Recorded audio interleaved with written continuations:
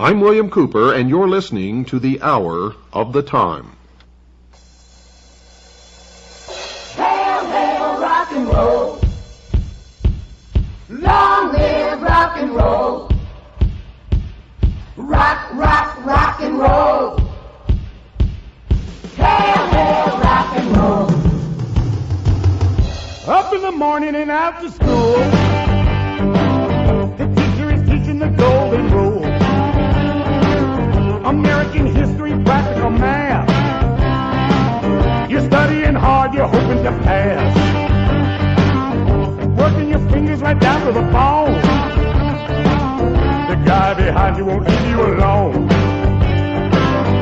Ring, ring goes the bell. The cook in the lunchroom is ready to sell. You're lucky if you can find a seat. You're fortunate if you have time to eat. Back in the classroom, open your books. Oh man, the teacher don't know how mean she looks. Soon as 3 o'clock rolls around, I'm out of here, man. I'm going to town. finally lay your burden down. I'm nobody's fool. I'm nobody's clown. Close up your books, get out of your seat. This is a plan that can't be beat. Down the hall and into the street. My dancing shoes are on my feet. Up to the corner, round the bend. Can't handle this, just tell me when. Right to the juke joint you go in. I'm here, I said, it's me, Portman. Drop the coin right into the slot. You gotta hear something that's really hot. With the one you love, you're making romance. All day long you've been wanting to dance. Oh, yeah. I'm feeling the music from head to toe. Round and round and round you go.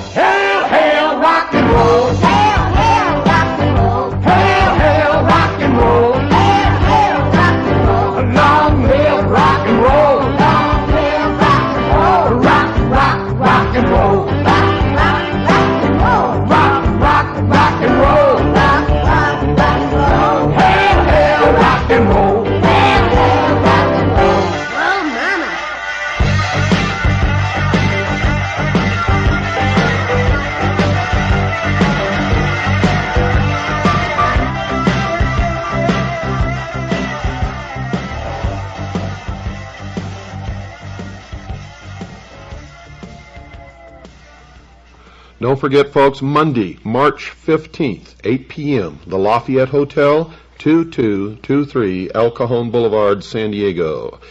I'll be giving a presentation called The Sacrificed King.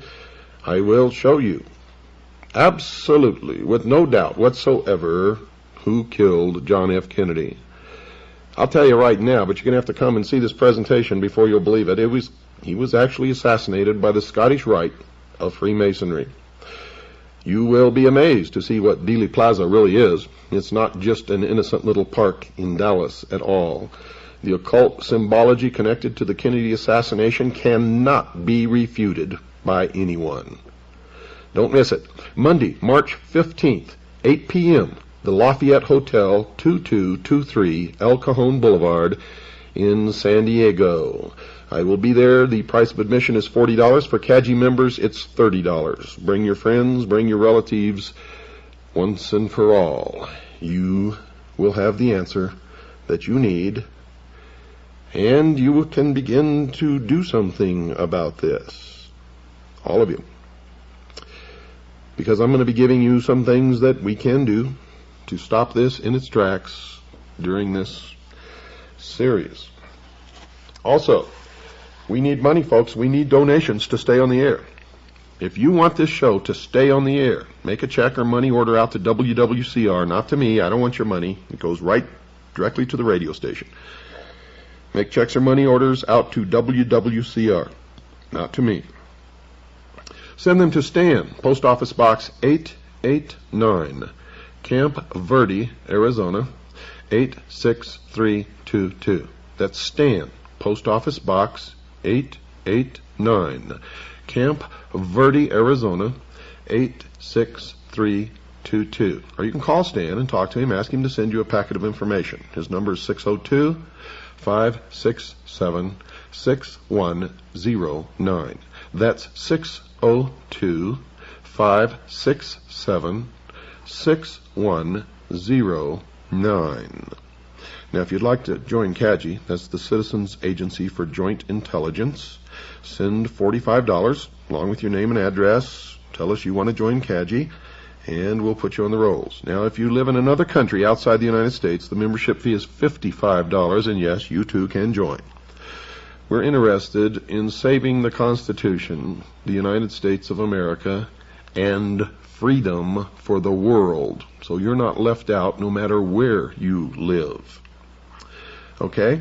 If you're interested in purchasing my book, Behold a Pale Horse, which has many of the answers in it that you're all looking for.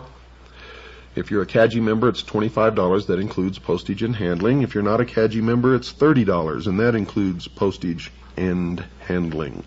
Send it to the same address, to Stan, Post Office Box 889, Camp Verde, Arizona, 86322. Now, at the Lafayette Hotel that weekend, the 12th, 13th, 14th, and 15th, we'll be there. We'll have a table. My books will be there. Also, tapes of the Kennedy assassination will be there. Also, tapes of my Atlanta lecture, which is over 7 hours in length. They will be there.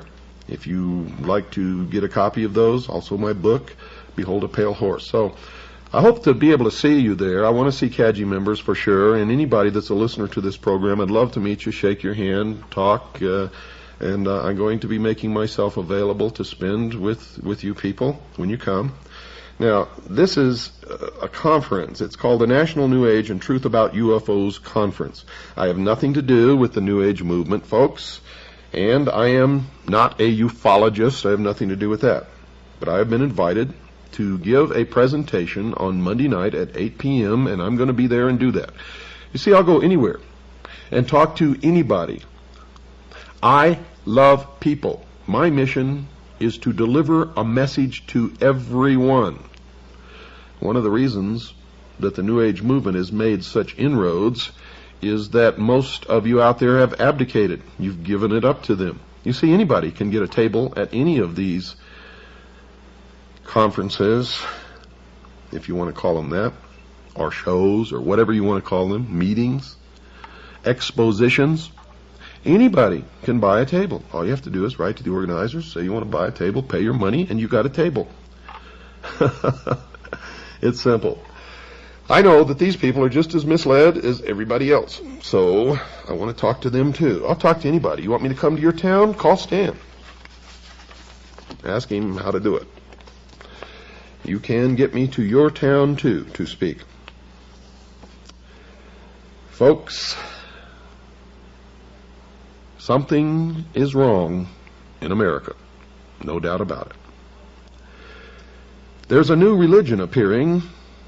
Many of you call it the New Age religion, and it appears to be the exact opposite of the Old Age religion, meaning the religion of the Jews and the Christians. It's not really that different. I've studied it. I've talked to people who practice it. They claim it's not a religion, but it is. Christ has ceased to become a man, the Son of God, the actual manifestation of God in the flesh on earth, and has become the consciousness, the Christ consciousness. And anyone can be Christ if they have this Christ consciousness in the New Age religion. Now, these are the two religions, the Christian religion and the Jewish religion, that set the United States on its course, because these religions taught that mankind had some basic human rights. They held that the family was the basic unit in all of the world. They believed in the right to private property. They believed in the unalienable, which is defined as being incapable of being surrendered, right to life. They held that each person had the right to worship their God, and they held that all had the right to freedom of association, as shall be so disclosed during this series. These positions were deemed to be self-evident by those who wrote the American Declaration of Independence and the Constitution, and became the cornerstones of the American civilization. The term self-evident, folks, means that these human rights were not worthy of debate because they stood on their own simply because they were true. They could not be debated because they were creator endowed by God. Yet, folks, today these cornerstones of American life are no longer self-evident to many. They are being publicly discussed. People and organizations are now debating whether an individual has the basic human rights to life, liberty, and property. There's a great danger in this. Friedrich Wilhelm Nietzsche, a German philosopher and one of the teachers of many of the world's leading communist revolutionaries and international socialists, put the argument quite succinctly in this statement, quote, "I condemn Christianity. I raise against the Christian church the most terrible of all accusations that any accuser uttered. It is to me the highest conceivable corruption," unquote. Remember, the priests, the initiates of the mystery schools, believe that Christianity is a corruption of the mysteries, the worship of Lucifer, represented by the sun, the light, Osiris. Tex Mars, an author who has written in opposition to the New Age, wrote this about their hatred of the Christians, quote, "The New Age believer is told, you could be a god in the next instant if only those horrible Christians weren't around with their poisonous attitudes," unquote. That thought was illustrated by another of the important New Agers, David Spangler, who wrote this in his book entitled Reflections on the Christ. Quote, "We can take all the scriptures and all the teachings and all the tablets and all the laws and all the marshmallows and have a jolly good bonfire and marshmallow roast because that is all they are worth," unquote. So the New Age, like the Masons, feel that Christianity is the enemy, a force to be countered not by open debate, but by contempt and ridicule, and as shall be illustrated later, by even murder. And remember, the source of the New Age movement is the order of the Freemasons.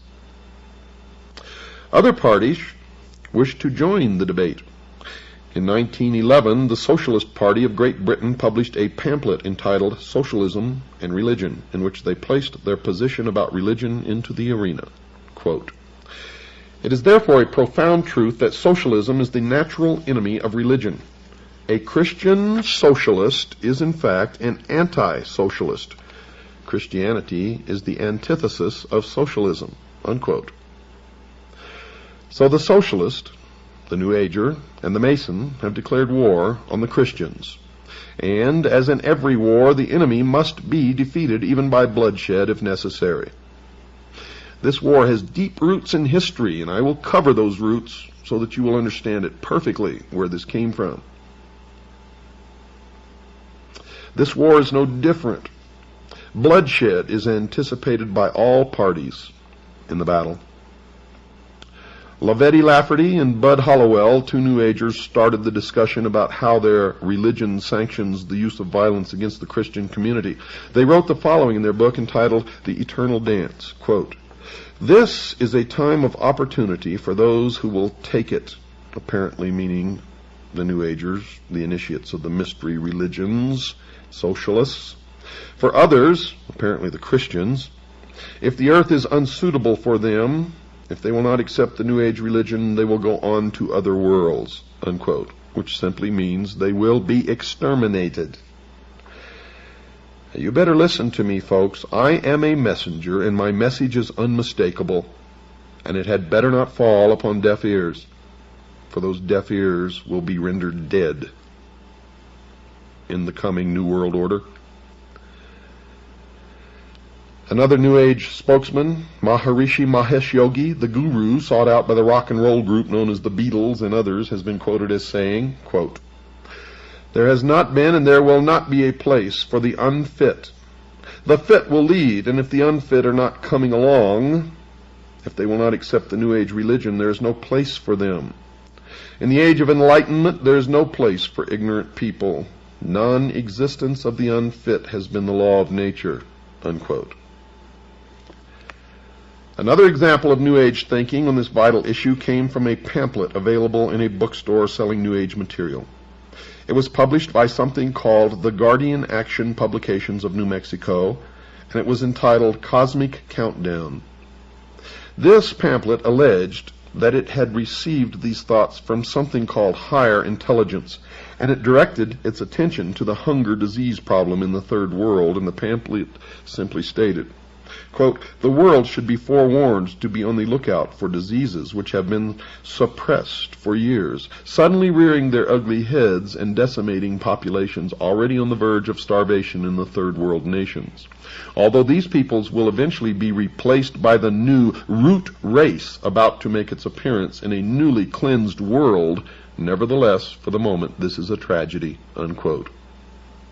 You see, they have made incredible admissions, but none of you are looking, none of you are reading, none of you are absorbing. In fact, most of you are so stupid that you think that the only thing you should read is what you personally believe in or agree with.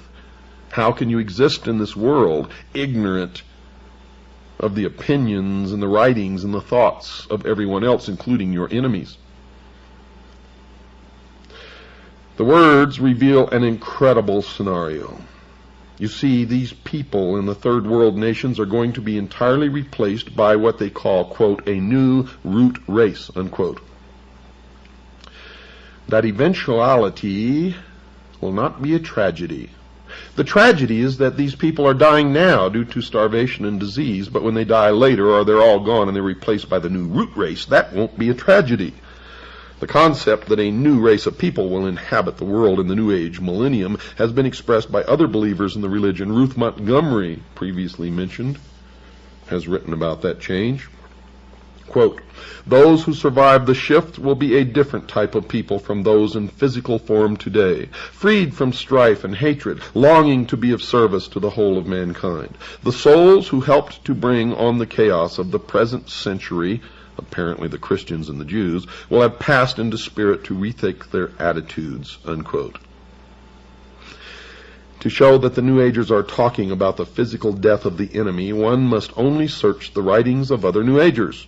Another believer to write on the subject of the destruction of those who will not accept the new religion was Ruth Montgomery, and she has been quoted as saying in a transcribed interview carried by a magazine called Magical Blend, quote, "Millions will survive and millions won't. Those who won't will go into the spirit state because there is truly no death," unquote. Estimates of the number to perish have been made by some New Agers. One who has made such an estimate is John Randolph Price, who was quoted by Tex Mars in his book about the New Age, and he said that, quote, John Randolph Price was told by his spirit guide that up to 2.5 billion might perish in the coming chaos, unquote. And we already know that the goal of the plan called Global 2000 is to deplete the population by 2 billion people by the year 2000. Now, that estimate is about half of the current world population, 2.5 billion. Another estimate of the number required to die because they will not accept the new religion was offered by the so-called Tibetan master, Dwal Kul, who has said in one of his channeling experiences that 1/3 of all humanity must die by the year 2000. That would be about 2 billion people, at least. Channeling is one of the strange activities occurring inside the New Age religion. I have witnessed this, and I can tell you most channelers are just fraudulent con artists who are taking the money of those who pay to hear this channeling from dead spirits or ancient teachers or other world spirits. Some of the believers claim that they have the ability to call forth the deceased spirit of someone who lived many years before. Quite often, these spirits claim to be the ascended masters, those who have gone on to discover the eternal truths of all creation. One such believer who claimed to be in touch with a master was Alice Bailey, previously mentioned. Her spirit called himself Dwal Kul, and she claimed he spoke through her, saying, quote, Death is not a disaster to be feared. The work of the destroyer is not really cruel or undesirable.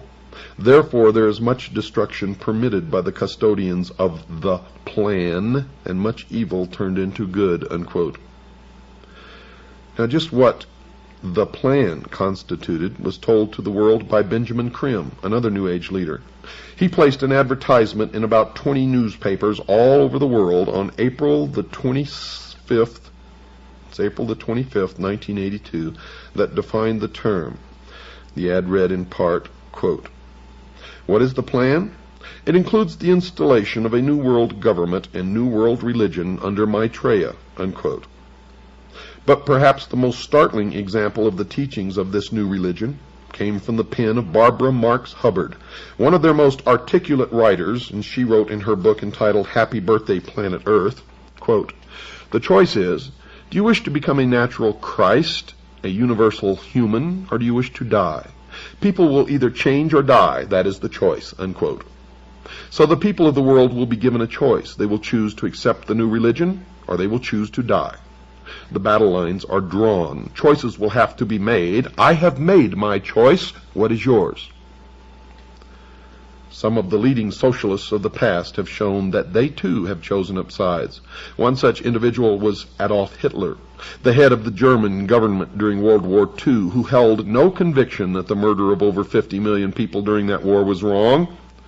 He considered himself to be an agent of this unseen God in reducing the population of people that he held to be undesirable. He wrote, quote, I have the right to exterminate millions of individuals of inferior races which multiply like vermin, unquote. And he did what he considered acceptable inside his religion. Those who did not believe in his new religion had no choice, and they perished. The evidence that Adolf Hitler was a New Ager will be presented later in this series. Another of the leading spokesmen for the socialist position was George Bernard Shaw, a well-known writer during his day. He wrote a book entitled The Intelligent Woman's Guide to Socialism, in which he stated, quote, I also made it quite clear that socialism means equality of income or nothing, and under socialism you would not be allowed to be poor. You would be forcibly fed, clothed, lodged, taught, and employed whether you like it or not, whether you're useful or not, even if it were discovered that you had not the character and industry enough to be worth all this trouble. You might be executed in a kindly manner, but whilst you were permitted to live, you would have to live well, unquote. Socialism is the greatest perversion deception and lie that has ever existed on the face of this earth, and has brought nothing but misery, death, poverty to people who have been subjected to its cruelties. The Masonic writer Albert Pike placed the Masonic order into the discussion when he wrote this in his book Morals and Dogma.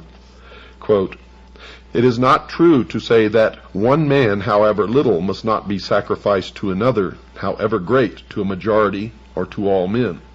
That is not only a fallacy, but a most dangerous one. Often one man and many men must be sacrificed to the ordinary sense of the term to the interest of the many. The interest and even the life of one man must often be sacrificed to the interest and welfare of his country." Unquote. The religious view is that the sacrifice of one life for the interest of the many is murder, and those who believe in the God of the Bible are told not to commit this act. The commandment against this practice is contained in Exodus 20, verse 13 of the Old Testament, and in Matthew 5, verse 21 in the New, and is simply expressed in these simple words, quote, "Thou shalt not kill," unquote. The principle is easy to understand. No person has the right to take the life of another. This understanding is nearly worldwide. There are, of course, cultures that have determined that human sacrifice, cannibalism, and murder are acceptable forms of behavior, but these are rare in the history of man. But here we are being exposed to a whole new religious view, one growing daily in size and stature that openly advocates the wholesale slaughter of entire races of people. Adam Weishaupt, the founder of the Bavarian branch of the Illuminati, has also endorsed this new conviction that murder was not improper by including it in the initiation ceremony into the order. He has his initiator tell the initiate, quote, "Behold our secret. If in order to destroy all Christianity, all religion, we have pretended to have the sole true religion, remember that the end justifies the means, and that the wise ought to take all the means to do good which the wicked take to do evil." Unquote. The initiate was told that he may use whatever means, murder included, to achieve the goals of the association that he was joining, and that the major goal of the Illuminati was the destruction of all religion, including Christianity. That meant that if Christians physically stood in the way, they would be removed by simply murdering them. Weishaupt even went so far as to say that anyone not willing to take the life of another was unfit to join the Illuminati. He wrote the following in a letter to a fellow member in 1778, quote, "No man is fit for our order who is not ready to go to every length," unquote. Weishaupt wrote that again, this time using different words, quote, "This can be done in no other way but by secret associations, which will by degrees, and in silence, possess themselves of the government of the states and make use of those means for this purpose, which the wicked use for attaining base ends," unquote. Now Weishaupt, folks, was aware of the enormous power of government, and he desired its power for his members. He committed his organization to its infiltration. Then he committed it to unspeakable purposes, anything that would further the goal of the Illuminati. He even went on to grant permission to his members to distort the truth by lying if it would further their goals. He wrote this, quote, "There must not a single purpose ever come in sight that may betray our aims against religion and the state. One must speak sometimes one way and sometimes another, but so as never to contradict ourselves, and so that with respect to our true way of thinking we may be impenetrable," unquote. And you wonder why politicians continually lie and continually break their promises. And no matter who you elect, Republican or Democrat, it doesn't make any difference. Perhaps a perfect example of an oath that these initiates take somewhere along the road to the pinnacle inside the secret society was given in a book written by George Orwell entitled 1984. Mr. Orwell has an initiate into a secret society called The Brotherhood in his story ask these questions. Quote, "Are you prepared to give your life? Are you prepared to commit murder? Are you prepared to commit acts of sabotage which may cause the death of hundreds of innocent people? Are you prepared to betray your country to foreign powers? Are you prepared to cheat, to forge, to blackmail, to corrupt the minds of children, to distribute habit-forming drugs, to encourage prostitution, to disseminate venereal diseases, to do anything which is likely to cause demoralization and weaken the power of the people? Are you prepared to commit suicide if and when we order you to do so? This, folks, is an example of the philosophy that the ends justify the means. The initiate should do as he was required as long as the act benefited the brotherhood. There is no morality under such an oath. So murder of the unfit, those unwilling to adopt the new religion, will be acceptable, and those who do the annihilating are to feel no remorse. In the view of the New Age religion, the murderers have served mankind well.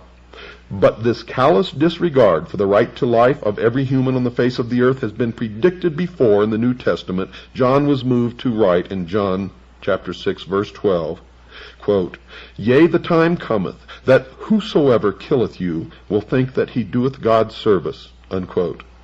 The New World Order, ladies and gentlemen, will sail in on a sea of blood. We have to take a short break now, folks. Don't go away. I'll be right back after this short pause. Can you hear me in the booth? Loud and clear, Lisa.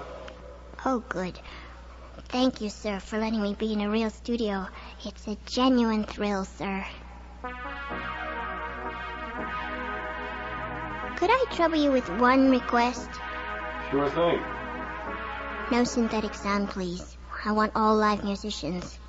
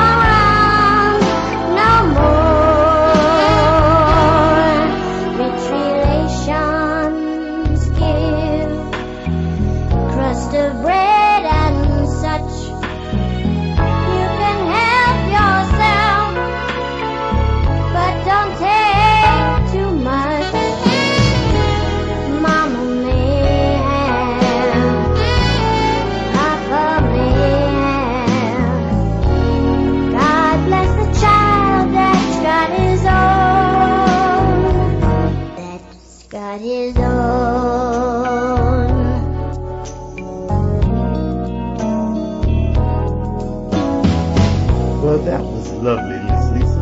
Very soulful. Thank you, Mr. Murphy. Now let's play a little blues.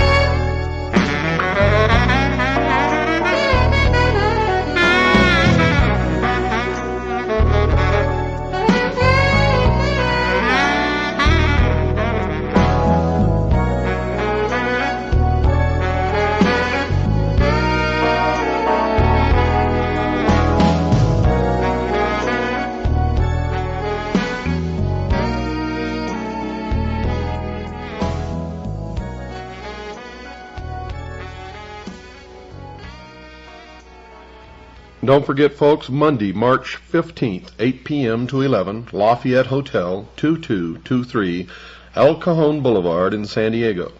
That's Monday, March 15th. I'll be there from 8 to 11, the Lafayette Hotel, 2223 El Cajon Boulevard, San Diego. I'm going to present a lecture with quite a bit of videotape entitled The Sacrificed King, and prove to you once and for all beyond any shadow of a doubt that John F. Kennedy was not killed by our government, but by the mystery schools, specifically the branch known as the Scottish Rite of Freemasonry.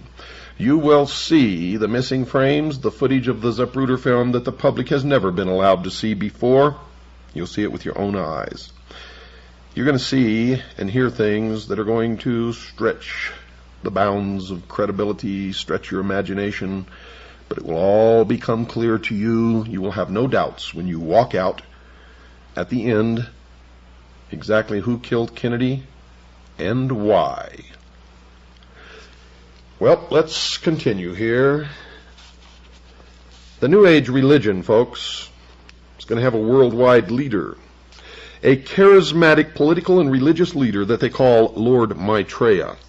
At least so far that's who they call him, or that's what they call him. This individual, as far as I know, has not made his public appearance yet, but the New Agers claim that he is on the earth at the present time. They claim that he came to live with the Asian community in East London, England, in July 1977 by descending from his ancient retreat in the Himalaya mountains along the border of India and Tibet. They further believe that his imminent emergence into full public view is assured. They also claim that this individual is the one that the Christians call Christ, the Jews call the Messiah, the Buddhists call the fifth Buddha, the Hindus call Krishna, and the Muslims call the Imam Mahdi. In other words, all of the major religions of the world are awaiting the arrival of this one individual. It is their claim that this one individual living now in London is the one expected by all of these religions. However, when we search London with a fine-tooth comb, we can find no trace of any living individual named Maitreya or fitting this description, or recognized as this religious leader. Isn't that strange? And they say that he is on the earth now, patiently waiting for the appointed time to reveal his existence to the peoples of the world. They say that he will apparently assume the leadership of all of these religions, and when he does, he will create a one-world religion. The New Agers have written that in the esoteric tradition, previously defined as being intended for or understood by only a chosen few as an inner group of disciples or initiates, in other words, the esoteric means hidden. They claim that the word Christ is not the name of an individual, but the name of an office or function within the spiritual hierarchy of masters. They claim that the masters are a group of perfected men who have guided human evolution from behind the scenes for centuries, and they believe that this Lord Maitreya is that Christ. Now, Manly P. Hall has written of this individual by identifying him as, quote, the way, the truth, and the life, which coming to every life redeems all who accept it, unquote. Tex Mars has quoted this individual as saying, quote, my army is ready for battle, my masters of wisdom and myself at the head. That battle will be fought for the continuance of man on this earth. Rest assured that my army shall triumph, unquote. Well, it appears that the battle to be fought between the followers of Lord Maitreya and the rest of humanity is still in the future. But at least one of the participants has an army already prepared. How about you? One who claims to have seen the birth in a vision of someone who seems to fulfill the requirements of this Maitreya was astrologer Jean Dixon. Her major claim to being a prophet is her prediction, reportedly made before the event of the assassination of President John Kennedy in 1963. However, her credentials were dealt a serious blow in 1968 when she also prophesied that the Soviet Union would be the first to put a man on the moon. Another of her prophecies was that the Republican Party would be victorious in 1968. and it was with the election of Richard Nixon, a Republican. But she also predicted that within the following decade, 1970 to 1979, the two-party system, as we have known it, will vanish from the American scene. She further predicted that Richard M. Nixon had excellent vibrations for the good of America and would serve the country well. So you can see that she is a very accurate person from which to judge the course of the future. If you want to know the truth, folks, I am the most accurate prophet of future events in history. In history. Those who question her inability to correctly predict that America, not the Soviet Union, would become the first to place a man on the moon, and that the two-party system has not vanished from the scene, and that President Nixon apparently did not have good vibrations for this nation, and would later be removed from office by the event commonly referred to as Watergate, can only presume that she must have been given inside information about the assassination of President Kennedy. And that would account for her knowing at least, in that event, the true future. Secondly, one can only wonder why this non-prophet should be listened to about anything after her appalling record on prophecies, but there is reason to believe that she might have been asked to write an account of this vision of the important birth by the New Age religion, because they wanted the official imprimatur of someone commonly referred to as a prophet. In other words, folks, her prophecy might have been written to legitimize his claim to be a man-god, so that when this individual made his public appearance himself, the public would marvel at the fact that his birth had fulfilled a prophecy. But in any event, Ruth Montgomery wrote a book about her entitled The Gift of Prophecy, in which she wrote about the very revealing and intriguing vision that Jeane Dixon allegedly had. Quote, "The vision, which Jeane considers the most significant and soul-stirring of her life, occurred on February the 5th, 1962. She saw the brightest sun she had ever seen." Isn't it funny how that sun always pops into this stuff? Now remember that reference to the sun, folks. "Stepping out of the brightness were a Pharaoh and Queen Nefertiti." Remember here that these two individuals were Egyptians. Now this will become significant later on.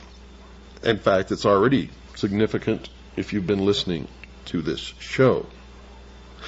The couple thrust forth a baby as if offering it to the entire world. Now another interpretation, because they sprang from the sun, could be that this is Osiris and Isis and the child is Horus, and that is exactly the esoteric, real interpretation, although Jeannie Dixon never said this. Jeane looked at the baby and then said, according to the author, quote, "I knew here is the beginning of wisdom," unquote. Remember what I told you? Osiris is the doctrine, Isis is the church, the child Horus is the body of illumined initiates. So what Ruth Montgomery wrote can be summarized as follows. A sun deity gives the world a child from Egypt who possesses enormous wisdom, and this event allegedly took place on February the 5th, 1962. The interpretation of these symbols have already been discussed and will continue to be discussed during this series, and the significance will be plain to all. Jeane then says, quote, "A child born somewhere in the Middle East shortly after 7 a.m. Eastern Standard Time on February the 5th, 1962, will revolutionize the world. Before the close of the century, he will bring together all mankind in one all-embracing faith. Mankind will begin to feel the great force of this man in the early 1980s, and during the subsequent 10 years, the world as we know it will be reshaped into one without wars and suffering. His power will grow greatly until 1999, and this year is extremely significant, as will also be discussed, at which time the peoples of this earth will probably discover the full meaning of the vision," unquote. So according to this vision, a child born on February the 5th, 1962, will grow up to bring a one-world religion onto the face of the earth, and his efforts will be successful in 1999. The New York Times newspaper, folks, ran 3 consecutive articles on the conjunction of 5 planets, the sun, the moon, and an invisible body that astrologers call Ketu, starting on February the 4th, 1962. The first article stated that the various bodies moved into rough alignment in the constellation Capricorn at 7:05 a.m. New York Times. A Capricorn, remember, is the goat. In history, the goat was the goat of Mendes, or the ram. And the newspaper article also says that they would remain in that alignment until 7:17 a.m. New York time Monday. The goat of Mendes, the ram, is also another word or another name for Lucifer, Satan. However, the article went on to say that most of the people in India became alarmed because most astrologers were making predictions of disasters. There were a few astrologers who were predicting good for the world as a result of this alignment, but few Indians appeared to be paying them much heed. Now couple that with Gene Dixon's prediction that the child was born on February the 5th, 1962, midpoint in this alignment, and what do you get? They're going to great pains to prepare the world for something. Astronomers did not consider the event to be rare, however, and the article went on to report that the same configuration had occurred several times in the past.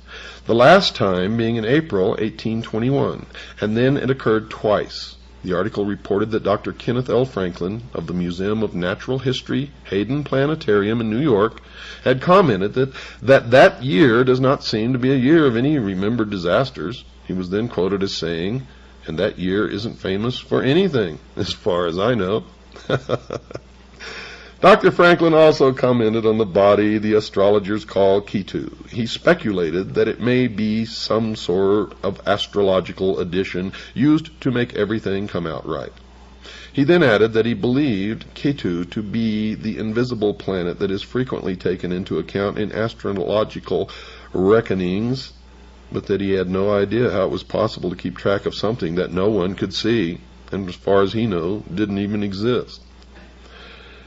The Times carried another article the next day, Monday, February the 5th, 1962, the date that this supposed child was born, and it repeated the concern of the Hindu astrologers. In fact, that headline read, "Hindu astrologers still say it's doomsday," and the subheadline read, "Peaceful beginning of planetary event is viewed gravely." Now, the third article in the series ran on Tuesday, February 6th, 1962, and carried the headline, quote, "Doomsday in India, uneventful," unquote. The article reported that the Indian astrologers had predicted a variety of disasters, earthquakes, tidal waves, devastating fires, and warfare, to name but a few, but that none of these events had occurred. Furthermore, the article reported that Hindu priests had claimed that the reason nothing had happened was because their prayers to their God had been answered. But folks, none of these 3 articles mentioned the birth of anyone on these 3 days. Furthermore, none but a few astrologers had believed that something good was going to happen, and that only a few in India had even listened to them. Only Gene Dixon, another astrologer, had seen a vision of something beneficial, in this case the birth of a baby full of wisdom at about the midpoint of the 3-day affair. One can only wonder if once again she missed the mark and was involved in another error, or if she was intentionally made to set up the world to welcome someone named Lord Maitreya. In any event, these people claim that the Lord Maitreya will appear shortly to the entire world and start everyone off on a road to a one-world religion. Helena Petrovna Blavatsky, in her book entitled The Secret Doctrine, called him, quote, "the Dragon of Wisdom," unquote. So it appears that the one call that Gene Dixon made that appears to match other comments is her statement that the baby she saw in her vision was full of wisdom. If the baby she claimed to have seen in her vision was Lord Maitreya, then she was right, because others have claimed that Lord Maitreya is full of wisdom. However, there is still reason to believe that she was given inside information by some New Agers who wanted to have this Lord's birth prophesied so that when he did surface, the New Agers could claim that his birth had been a fulfilled prophecy. So the world awaits the visible appearance of Lord Maitreya. Ladies and gentlemen, dear listeners, so that you would realize that I'm not making any of this up, I took last night's program and tonight's program verbatim from the introduction all the way through Chapter 3 of a book entitled The New World Order by my good friend A. Ralph Epperson. Again, the title of the book is The New World Order by A. Ralph Epperson, and you can order that book in any good bookstore. If you can't find it in your area, contact us and we will make arrangements with Mr. Epperson to be able to furnish that book to you if you would like to purchase it. I also recommend that you purchase my book, Behold a Pale Horse. It's a handbook for what's going to happen in the coming years, especially in this country. And without it, you will be crippled. If you would like to purchase my book, Behold a Pale Horse, if you're a CAGI member, send $25. That includes postage and handling. If you're not a CAGI member, send $30. That includes postage and handling. Also ask for a packet of information on how to join CAGI and all of the other things that we have available for you. Send it to Stan at Post Office Box 889, Camp Verde, Arizona, 86322. That's P.O. Box 889, Camp Verde, Arizona, 86322. Or you can call Stan at 602-567-6109. That's 602-567-6109. While you're at it, folks, reach way down deep into your pockets. Make a check or money order out to WWCR to help us pay for this airtime. If you like this show, if you want it to continue, then please make out a check to WWCR and send it along with your request for information to Stan. Folks, we are nearing the end of the road of civilization as we know it unless we wake up. Unless we take control and make sure the future is what we want it to be. And one of the things that we must do now immediately is stop fighting amongst each other. Stop fighting the man who doesn't look like you, or the woman who doesn't look like you, the people who have a different skin color than you do.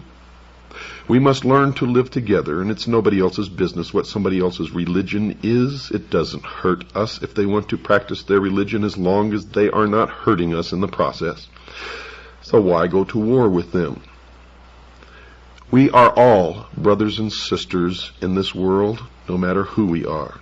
Let's learn to live together and love each other. Good night, and God bless each and every one of you.